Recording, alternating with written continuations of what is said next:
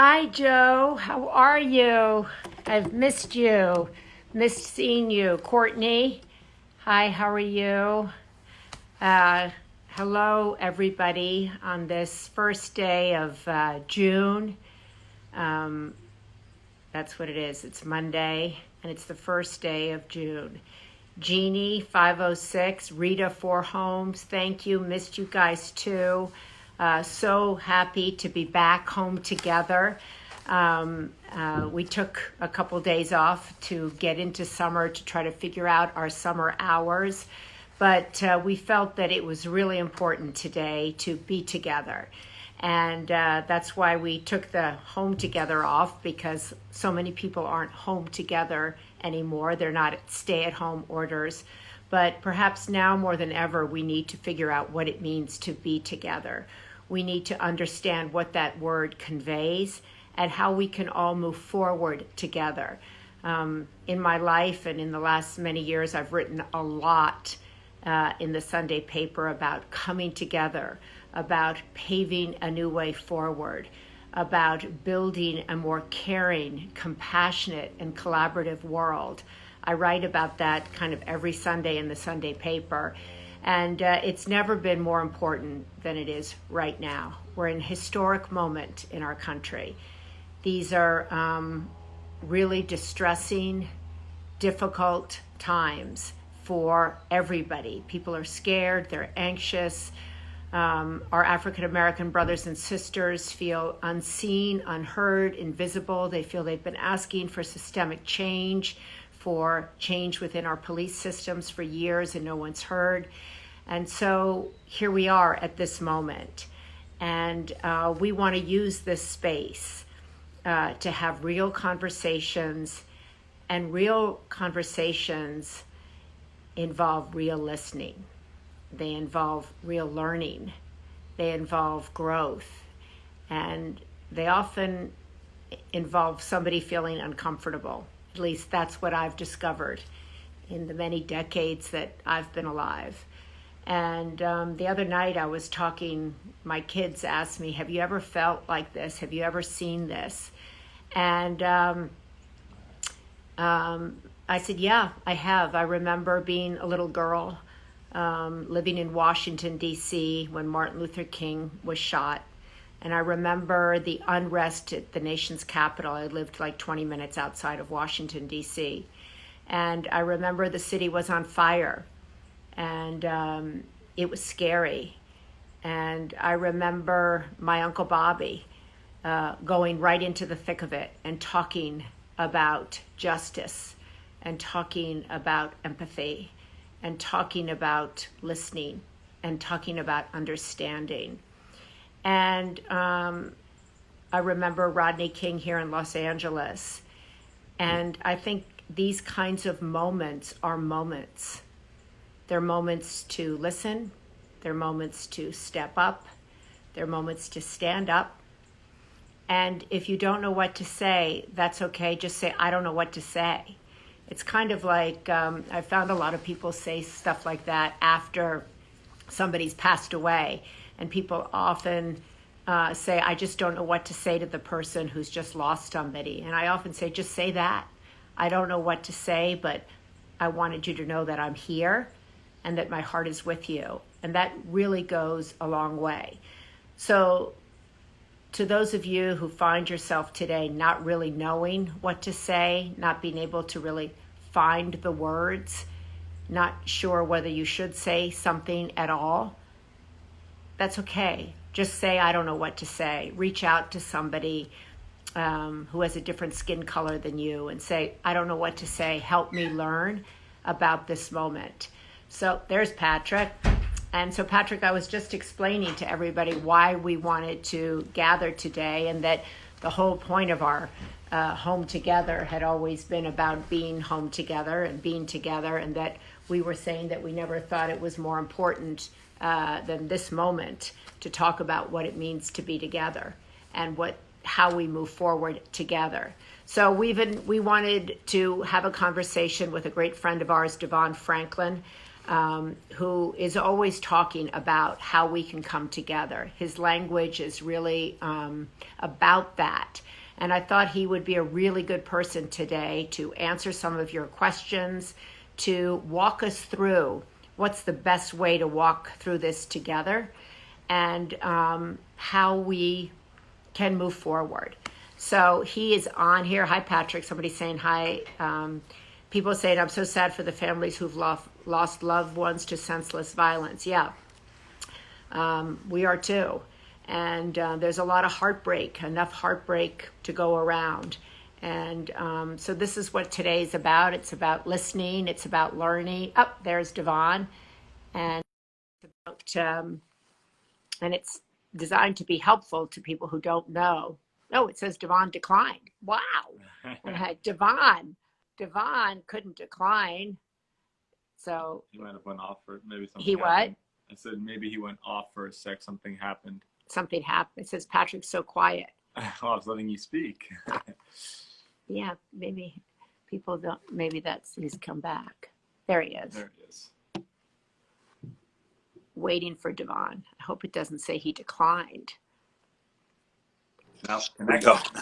There he is. Hey, on my end, it said the request expired, so there was no declining. Sure. So Devon, thank you so much for coming on. You know, we've been doing these home togethers for the last couple of months while we've been living together.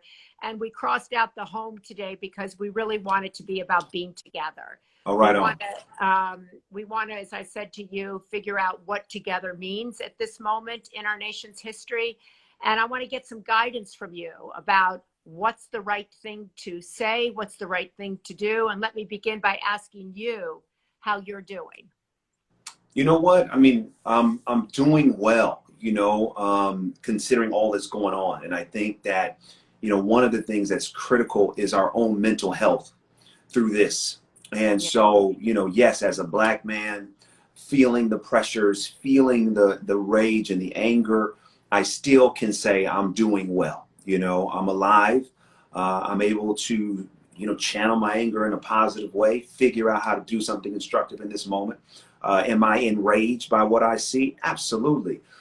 Yet I still say I'm doing well. I can't allow the things that are happening to get me out of that place, because if it does, then the cops win in that way. Those cops that have taken our lives, then win, right? Because not only do they take the life of the person that's no longer here, but then they prevent us from doing what we were created to do. So I'm sensitive to what's going on, but that's a long answer to your question. I am doing well. And I know that, hard times, but we're going to make it through. Devon, so many people that I've spoken to at this moment say, like, I don't know what to say. I don't know what to do. Can I say something? Should I not say something? Do I do? What do I do? What's your best advice to people in this moment? How do we use our voices in a constructive way, but also in a sensitive way? And how do we go beyond just using our voices or spreading social media or doing that? What are, actual steps for people to go out there and ignite change? Okay, so let's unpack it, because I got a call from a friend that, Patrick, you probably don't know, but Maria certainly knows her. Anyway, I'm not going to get into who that was, but long story short, I got this call yesterday, and it was very much a similar conversation. And so I said, okay, we got to have an honest conversation, right? She was white, I'm Black. I said, let's just have an honest conversation. So I want to do the same thing here. Great. So let's unpack the first part in terms of what to say. Tell me, what are you all's fears? As a white woman, as a white man, what are your fears around this moment, and what to say or not to say, or where are you maybe trepidatious? Well, I actually don't have that much fear about saying something in this moment. And I think that has a lot to do with that I've lived through moments. I was raised by two people who stepped into moments, raised in a family. But everybody else is like, don't say you have empathy for people whose businesses are looted. Don't say you understand the protesters. We don't want to hear from a white woman, or we do want to hear from someone like you. You should be saying more. You should be saying less. So I think that there is some fear, and I do have some fear about, is this my place? And can I use my voice? Does my voice have any merit in this place? So I think there's some of that. And yet many other of my African American friends have said this is exactly the moment you should be using your voice, because this isn't just a moment for African Americans. That's good. What about you, Patrick? I would say my biggest, I too don't have a fear of speaking out, and I'm not worried about, you know, some people like right away on my Instagram when I do post come at me saying, you know, don't support this. There's protests that are turning violence, everything like that, and they're disregarding the whole message that I'm pushing. But I do, at the same time, I don't support violence, and I don't support the looting of these small businesses that just came out of 2 months of you know, terrible economic time, and now are just open for business yesterday, and now are reclosing today. And you know, I want to be mindful of them as well. And speaking, and this morning I went to clean up in Santa Monica, and I just want it to be, is there both? You know, right away when I say I'm going to clean up in Santa Monica this morning, people are like, wow, you're not for Black Lives Matter. And then I also post about Black Lives Matter, and then people are like, wow, you're not for All Lives Matter. And I'm like, what do you mean? Right. I'm trying to do both here. I don't want these businesses to struggle, and I want my peers and individuals that are part of America to feel like they're equal and that they're like, and I have a platform that I feel like I need to utilize to support other people and to you know, bring justice and equality.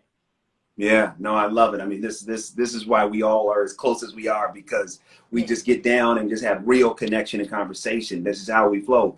So I want to unpack a number of things, and thank you for saying that so I can really take it in, because I think what happens is that, you know, the root issue why we're here is police brutality, specifically against, you know, people of color. And that police brutality has persisted for generations.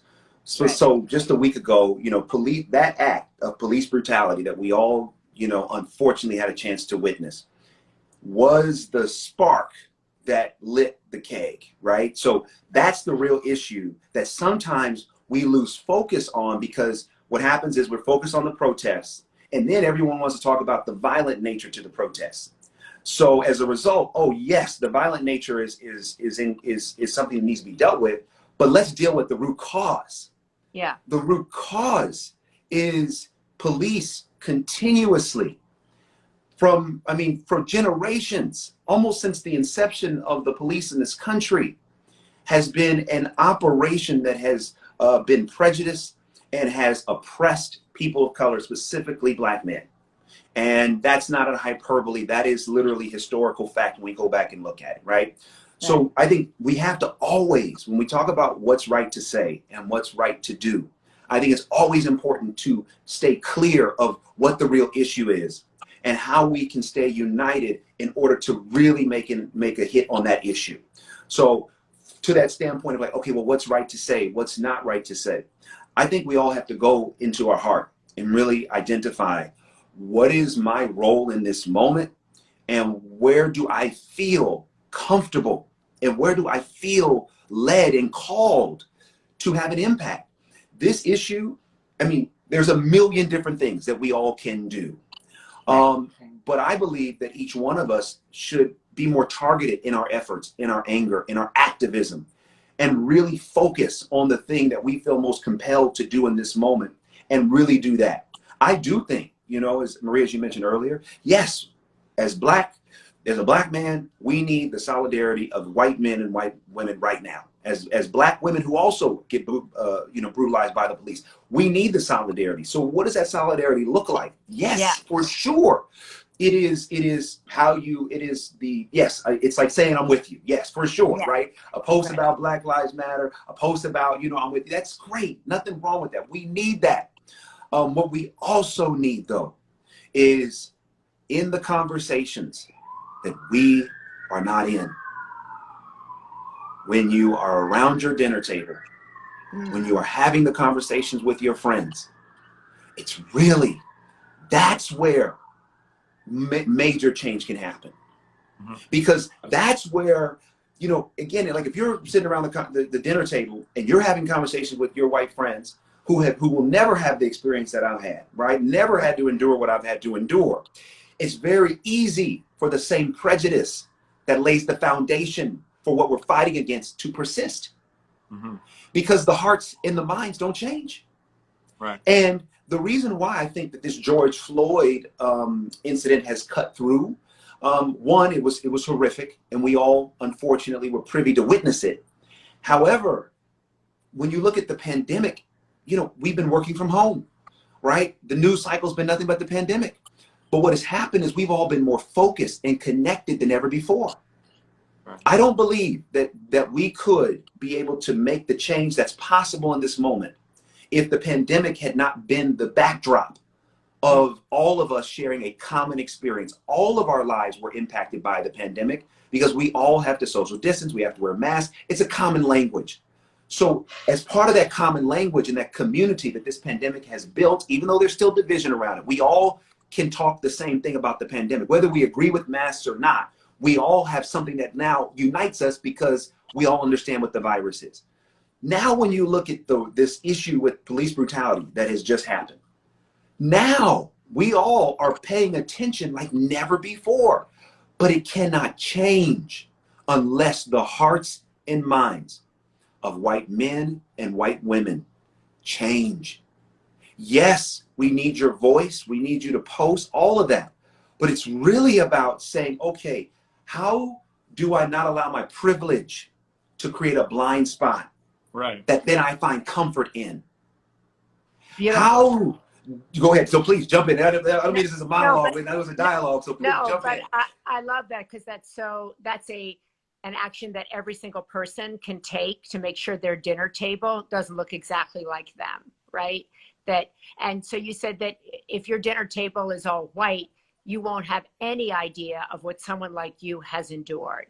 And I just want to ask you, when you said that, Devon, can you tell me what you have endured, what it's been like for you? Sure. I mean, absolutely. I mean, you know, it's like, I mean, we're talking, I mean, you know, not even that long ago, you know, driving in Beverly Hills and being pulled over and saying, oh, what happened? Oh, the car fits the description of a car that got stolen. Right now, you know, I'm like, really? Okay. You know, here's my, you know, registration, insurance, all that, you know, and he checking the car, you know, of course there was nothing that happened. Whenever I've gotten pulled over, I've gotten to the place where you just can't have a conversation with the cop. It's like, you know what? Yes, sir. No, sir. What would you like? Yes, ma'am. No, ma'am. Get out of the situation as quickly as possible. The other part of it, which is really important, is that, you know, and I know this, you know, hits home for, you know, both of you working in Hollywood in the media, you know, like, let's talk about Hollywood, right? So, you know, I've been in Hollywood since I was 18 years old. I'm 42 now. You know, and Hollywood shapes the hearts and minds. The media and Hollywood, right? Entertainment and media shape the hearts and minds of perceptions about people of color and so many things all around the world. So here I am. I've been in Hollywood 24 years. You know, when I was an executive, there were times when I was referred to as a rapper in meetings, okay? You know, like, oh, here's our resident rapper. Let's hear what he has to say. Now, I don't rap. I don't rap, but just because I was the only black person in the room, you know, I've been mistaken for the bathroom attendant when I was an executive at a company. Yes, a bathroom attendant. Yes, absolutely. You know, I've been told that, you know, oh, well, we don't think that black people are going to want that when I've tried to get certain movies made. So wait a minute. So as a white person, you're going to tell me what works better for my experience? Right. But then this is perpetuated, right? It's perpetuated. So, you know, I mean, I'm grateful for the experience that I had while working as an executive. But when you look at the level of success that I had and the amount of money that I generated for the company, and you look at the level that I was at and you look at my pay, it didn't even compare to my white counterparts who were handed movies over and over again, who never had to generate their own material, but still got sometimes double and triple the pay. So when you talk about what I've had to endure, you know, I've had to endure, like, yes, understanding that I am black, I am black. I love being black. I'm not trying to change being black, but I also recognize that I've had to have a healthy understanding of that in order to navigate this business being Hollywood and life. Right. Because for some, they don't have, faith, and they don't have another way to process it, because mentally and emotionally, it can be incredibly traumatic. Because when I'm working, I don't only have to think as a man or as a person in Hollywood. I got to think of as someone who's also black, right? That's a different. It's like, oh, how am I going to be perceived, right? How am I going to be perceived? How's this going to come across? And so it's a duality. W.E.B. Du Bois talked about this, this duality that we as black people have, as not only having to do the job, but then also what does that mean? So these are some of the things that I've had to endure over the years, but I've looked at it like, okay, if this is my cross to bear, how then do I do it in a way that it can be positive, in a way that can produce change? Because me being black's not going to change. So I can complain about that all I want. I can complain about the injustice, but what am I doing about it? And so that is why I've tried to use a lot of the experiences that I've had and the pain that I feel from those experiences to say, I've got to do something positive and figure out a way to not let it become such a burden that I get so depressed that I can never fully become who God created me to be. Right. Speaking of faith, I kind of want, you're so articulate with faith, and, you have so many different kind of professions per se. I know you're from motivational speaking to the business in film to producing to your faith work as well. To author.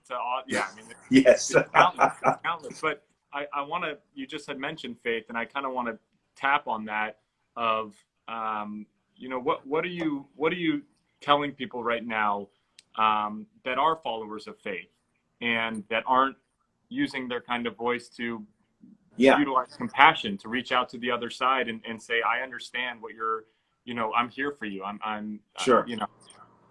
Yeah. What I say is, I say a couple things. I say, there's a scripture, when Jesus gave the Sermon on the Mount, he was speaking to the Israelites who at the time were under Roman oppression. They were under heavy taxation. Their freedoms were restricted. And he said to them in the Sermon on the Mount, you are salt and you are light. The first thing he said is you are salt. He said, what happens if salt loses its saltiness? Now, a grain of salt cannot actually scientifically lose its saltiness. How does something become less salty? Because it is mixed in with other elements that drown out its distinctiveness. So to people of faith, I say, are you allowing politics of the moment to allow you to lose the power of your voice? In a moment like this, when you look at the life of Christ, when we talk about a faith perspective, we're following Christ. Then what did Christ do? He was there for those that could not do for themselves.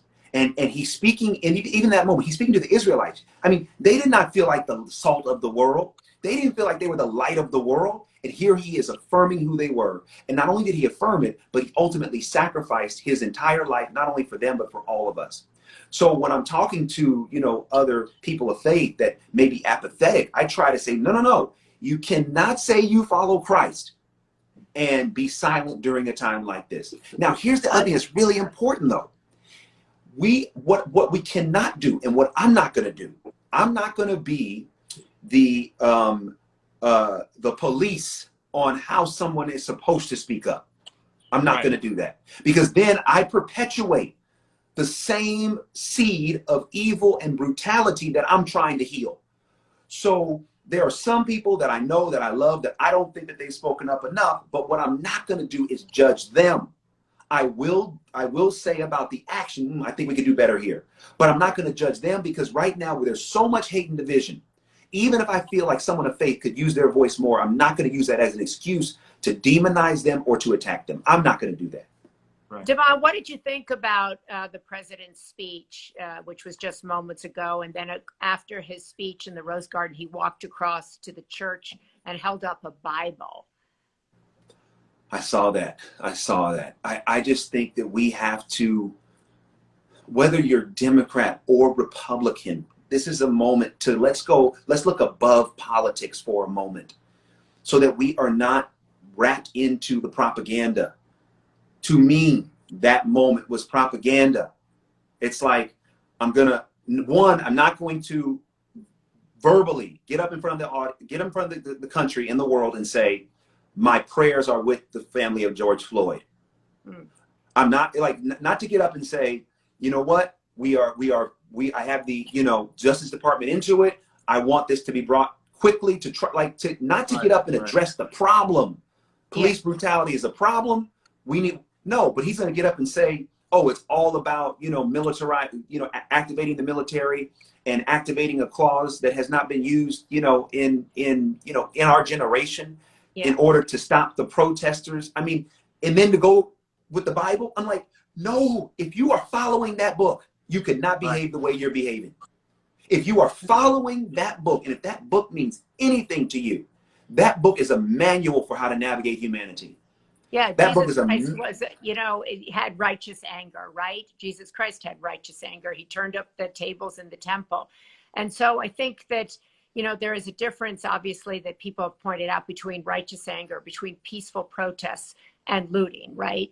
And so I think that, this is a moment, correct me if I'm wrong, where people need calm leadership, steady leadership, and leadership that points us forward together, right? Do you believe that we can navigate this moment? And it is a moment, right? A critical, crucial moment, that we can navigate it forward. This generation has to do better than my generation and even your generation, right? We're all like 20 years apart here. Right. I feel in some ways back to where I grew up, right? My uncles fought, and my father started the war on poverty, started Head Start, started legal services for the poor, started community action, was the head of the community action in Chicago. It's kind of, in many ways, it feels like we're right back where we started.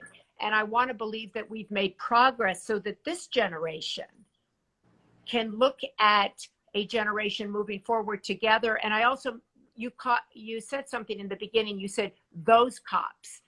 We don't generalize, right? It's not every cop, right? That's right. It's not. True. So it's like, but we're talking about systematic change within the police system. That's what people are advocating for. Social, prison reform. These are reforms that would point to heard, seen, got it, and we can navigate a better future, correct?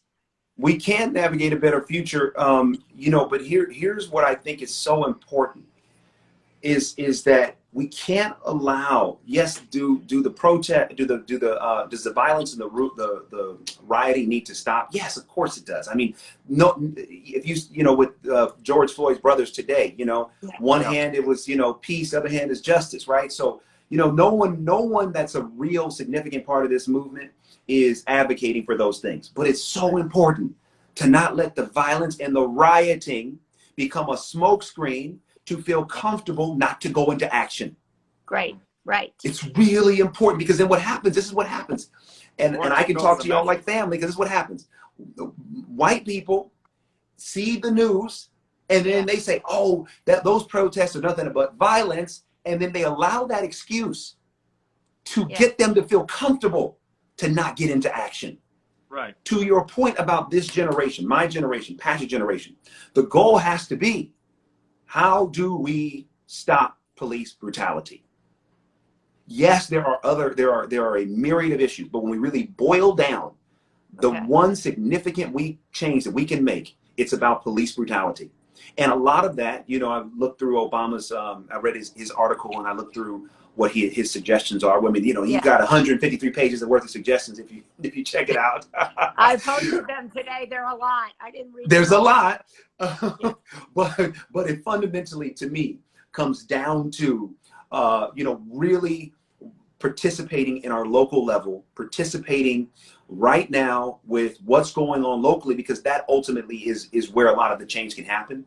So yes, of course, the election in November is important, but so often we put so much attention on these elections, the national elections, that we actually miss the change in our local elections to produce that change. But it really comes from us coming together. You know, I mean, seriously, like this is a time for, I'm telling you, it's like as Black people, we've been beating the drum. We've been talking about it. We've been enduring it, you know. So now it's like, yo, how do we all, you know, come together and really make a change? And I just want to go back to something we were talking about earlier, which is even if there is no diversity, right, or representation at your dinner table, and I don't mean yours specifically, I just mean in general. Yeah. Bringing the diversity of thought to the conversation to help change the hearts and minds of those that you are with that we may never get a chance to talk to, right? I may never get a chance to hang out with some of the people you all deal with day by day, but if you bring that diversity of thought, you may change and challenge their way of thinking, Right. which then could potentially have a systemic positive change. Because what happens is that if the conversation just saying stylos, or sometimes, you know, you may be around certain people and they're saying something, and it's not you all, I'm just saying, I'm talking about in general, like white families that are having in white social circles, that the conversation about Black Lives Matter and really about police brutality have got to filter into white, powerful social circles. And it's got to go beyond lip service. Absolutely, money is important. You know, we've got to donate to these organizations, which are on the front lines fighting, for sure. We've got to affect policy, for sure, because policy creates the law by which so much is, you know, is followed by the law. So it is important, though, in these white social circles, for influential circles, for this message to finally take root. So again, whether I'm there personally or not, or someone like me, that diversity of thought is represented and can still be discussed as a possible way to change those types of hearts and minds. I love that. That's such a easy thing when people are asking, what can I do? Just diversity of thought, bringing those conversations to your table and vice versa, right? That's how we begin to mentally get together in our hearts. And obviously, you know, the more diverse your table is, I always talk a lot about the table, and Devon has been to our table, but the makeup of that table, you learn different thoughts. That's why I always have people of different political opinions at the table, because that's the way to grow and hear what else is actually out there. So Devon, as we kind of move into this week, I don't think that, you know, some people they thought the president might grab this moment to calm everything down Oh, no. That didn't happen, huh? No. No. I think we got to stop looking to the president for anything positive, unfortunately. I think we just got to, you know, understand that because if we don't have that expectation, we won't be so let down. So if there are moments when he rises to the occasion, great. But I personally stopped looking to the White House for taking my cues on what to do in this moment. And so I think it's really important that those of us who are together, that, you know, give us suggestions on who we can talk to, who we can continue this conversation with, how we can open up this conversation in ways to impact thought, to impact hearts. I always say in my Sunday paper, and you've written for it several times, it's about inspiring hearts and minds. That's what creates change, one person at a time. And just as Mark Cuban said last time to us in our conversation, you don't have to be the leader to lead. I love that. You know, you don't have to be the leader to lead. Right. To lead. And others can lead by example. We don't have to look, like you said, to the White House or to the president for us to continue to lead by example. Someone else is. Well, we all have to be leaders of our life, right? Our own. We have to be a leader of one.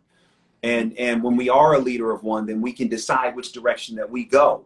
And I think that's really important, because sometimes we outsource our own personal leadership to, you know, the White House or to others, waiting for them, versus, no, I'm going to lead myself, me, one, in the direction that I feel that we need to go. I mean, that's why, Patrick, I love the fact that you said you went to clean up, because we live in a world where this is a dynamic issue, right? So you going to clean up you're not against the protesters. You're saying, I am a citizen, right? And I feel compelled to do something. Right. And if what I got to do is go out and clean up some debris, I'm going to do it. Why? Because I'm a leader of one. And this is what I feel compelled to do. And by cleaning up, That's not a stance against Black Lives Matter. That's not a stance against the protest. If anything, it's like, hey, here's where we are in life. We got a mess, right? I'm going to be a part of cleaning up the mess. I'm not going to be a part of contributing to it. So what you did is you're modeling behavior that whether any of us get out there and get a broom, we still have to be a part of cleaning up the mess. And you're right. They're going to talk about you. They're going to come against you, but don't let that shake your resolve. Right. Because too often we're so worried about these social media gangsters and all that. I don't care. Yeah. Write what you want to write. Change, and that's when you know you're heading in the right direction, because people are opposing it. People are talking bad about you. Whenever you're going in the wrong direction, most people don't say much. But when you're headed in the right direction, you get all that conflict. So I respect the fact that you did that, and I would just affirm actions like that. And don't let anybody shake you out of things like that. You can still have a heart for small business, and I want you to still have a heart for the movement too. You know, it's like, yes, I'm for the movement. I'm for ending police brutality, and I'm also for figuring out how we don't let our small businesses go under. It's not like if I'm for one, I'm against the other. Right. You know, we do live it is a complex world, and this is why I go back to one other thing I said, and I don't mean to keep talking, y'all. This is your program. We said we want to listen. We want to listen, so that's great. You know, I just want to go back to one thing, which is we have to resist the temptation to take on the hate that we're trying to heal. Yes. It's really important. And I know this is a nuance, right? It's like, do I like the president and what he's doing? I don't. I can come against what he's doing, but I, as a Christian, I personally try not to attack the person. Right. I try to come against the issue, because there's too much division right now, and everybody's attacking one another, and you can't say this and you can't do that, and we're just shooting each other down verbally and from our computers and our phones, and I just say, you know what, all I can do is lead myself. Right. I will come against the action, but I will resist the temptation to perpetuate the very hate that I'm trying to do my best to heal. Great. Wow, that's beautiful, Devon. Well, thank you so much for joining us on this really important day. I think these conversations are critical. And when I asked you to do this, I said, do you think this will be helpful? This is good to do, right? And you're like, without a doubt. Yeah. I think so. A lot of people said it was helpful, and they enjoyed hearing it from both sides and having an honest, open, vulnerable conversation. And I like the way that you started out, because that's, that was a good way to hear what we were worried about saying or not worried about, or what, so I think that was great to hear. And we appreciate you coming on and talking to us. And And Devon, if you have suggestions where we can keep this conversation going, because these platforms are important. We all, as you said, leader of one, platforms are important. And we've wanted to use this platform always to, as we said during the pandemic, to highlight the helpers, the healers, and the cultivators of hope. We've got to cultivate hope right now. We've got to cultivate hope. I want a world in which my children and grandchildren and your grandchildren and all those women who raised you, oh my God, all those women who raised you. Devon has so many women who raised you. I got the whole coalition. The whole coalition. And I think, mothers, I've over the weekend tried to kind of call upon mothers and women to step up in this moment as well. And we can all do something now. And I think you were so great to lead one and to hold the paradox, what you think is the paradox that's not, right? Right. Exactly. Right. Well, God bless you, Devon. Thank you so much. Follow Devon if you don't already. He has such an inspiring account. He puts prayers up there all the time and quotes, and he definitely leads us forward on a daily basis. So I turn to him every day to hear his prayers. So I hope you do. If you don't follow him already, please do. And awesome. Thank you, Devon. God bless you. Appreciate y'all. God bless you too. Thanks so much for having me. Okay. So there, Devon Franklin. So grateful that so many of you joined us back here on Together. We took the home out, even though we're kind of still home together, but we thought that it was that we're still home together. Yeah. but that this is a moment really about being together and all that that means to all of us and to all of you. And so if you have suggestions regarding people you think we should talk to at this moment, and how we can make this moment be more than a moment, and how we can really lead with our hearts and listen and learn and grow and evolve and be better. And that's our commitment.